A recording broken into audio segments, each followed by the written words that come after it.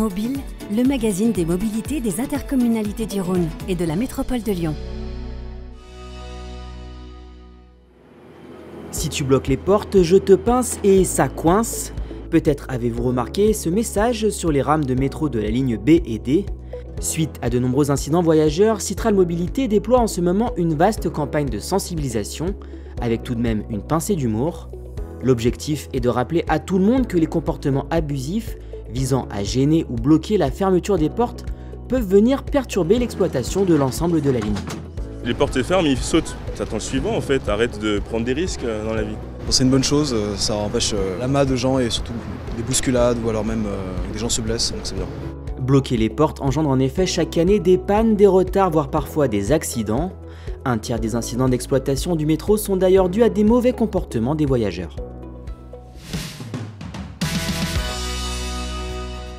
Citral Mobilité et la métropole de Lyon déploient un plan d'action afin de développer un réseau de bus plus performant et plus agréable pour ces voyageurs. En effet, bien souvent, les bus circulent sur les mêmes voies que les automobilistes, ce qui peut créer des retards sur les lignes, surtout en heure de pointe. En créant des aménagements dédiés aux bus, l'objectif sera de garantir une meilleure vitesse commerciale et de séduire de nouveaux usagers. Sur l'ensemble du réseau TCL, 10 corridors bus ont ainsi été identifiés comme pertinents pour améliorer la circulation de 15 lignes de bus. Le principe de ces corridors bus, c'est de donner une vraie priorité aux bus, que ce soit au carrefour avec une priorité au feu et puis sur l'espace public avec des couloirs qui leur sont réservés. Dans le Val-de-Saône, les travaux d'aménagement des couloirs de bus ont déjà débuté au niveau de Rochetaillé-sur-Saône.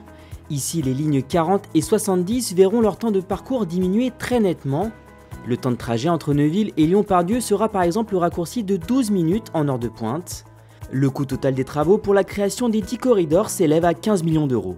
C'est des investissements plutôt modestes, mais pour des bénéfices importants, parce qu'on va gagner en fonction des lignes de 10 à 20% de temps de trajet, donc c'est conséquent.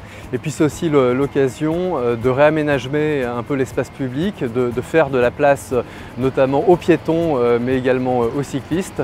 Après le Val-de-Saône et la liaison Vénissieux-Corba qui seront achevées au cours de l'année 2023, les 8 autres corridors bus seront aménagés d'ici 2026.